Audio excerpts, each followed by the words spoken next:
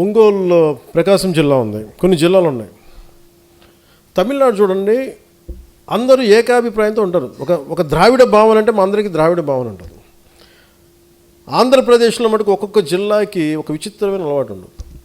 జనసేన ఉండే గోదావరి జిల్లాలకు ఒక క్యారెక్టర్ ఉంటే, రాజమండ్రి ఒక కోనసీమకి వెళ్తే ఇంకొక క్యారెక్టర్ వస్తాడు. అక్కడ ఇదే జనసేన. మళ్ళీ విజయవాడకి వెళ్ళగానే ఇంకోలా బిహేవ్ చేస్తారు. మళ్ళీ అందరూ ఒకటే. ప్రకాశంకి వెళ్తే ఇంకొకలాగా. వీళ్ళందరినీ కూర్చొని చేసేటప్పుడు ఇంకోటి చేస్తుంటారు. మళ్ళీ ఇక్కడ వెళ్తే మీరు చేసి ఇక్కడ అంటే ఇంక నాకేమనిపించింది అంటే, అందరినీ ఏకతాటిపైన తీసుకురావటం, ఏకాభిప్రాయం తీసుకురావటం చాలా చాలా అవసరం. ఇప్పుడు దాకా నేను ఎన్ఫోర్స్ చేయలే. అందుకే మొట్టమొదటిసారి ఇప్పుడు దాకా నేను ఇన్ని సంవత్సరాల కాలంలో నేను ఎప్పుడు కూడా చాలా ఖచ్చితంగా చేయలేదు. ఫస్ట్ టైం ప్రకాశం జిల్లా ఎంటైర్ జనసేన కార్యవర్గాన్ని సస్పెండ్ చేశాను ఈ రోజున. దేనికో చెప్తాను. ఉన్న 25 మందికి 54 గొడవలు ఉన్నాయి.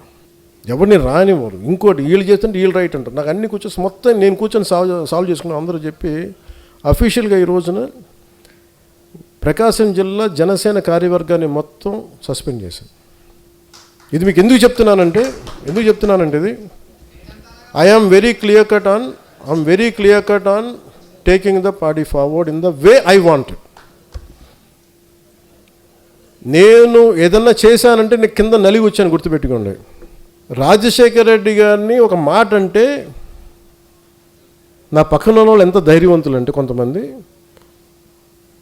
వాళ్ళు యూత్ వింగ్లో ఉండేవాళ్ళు. వాళ్ళందరూ పొడి చేస్తామన్నా, మేము తక్కువ వాళ్ళం కాదన్నా అని చెప్పి అసలు గిడ్డాలు నూరేసుకుంటూ ఉండేవాళ్ళు.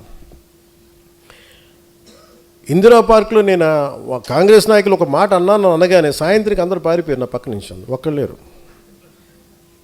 అంత ధైర్యవంతులు ఒక్కొక్కరు. నేను ఒక్కడే కూర్చున్న తర్వాత ఇది హ్యాండిల్ చేసిన తర్వాత కొంతమంది తెలంగాణ యువత వచ్చారనుకున్నది వేరే విషయం.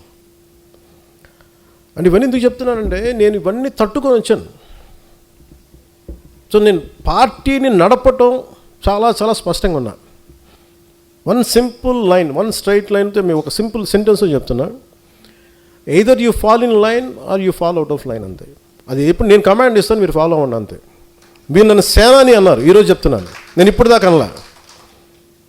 మీరు నన్ను సేనాని అన్నారు, మీ సేనాని చెప్పింది మీరు వినండి, అంతే. ఇంక నేను దీంట్లో మీరు నన్ను ప్రశ్నించకండి. ఎందుకంటే నేను ఆలోచిస్తే బెస్టే ఆలోచిస్తాను, కాంప్రమైజ్ అవ్వను నేను.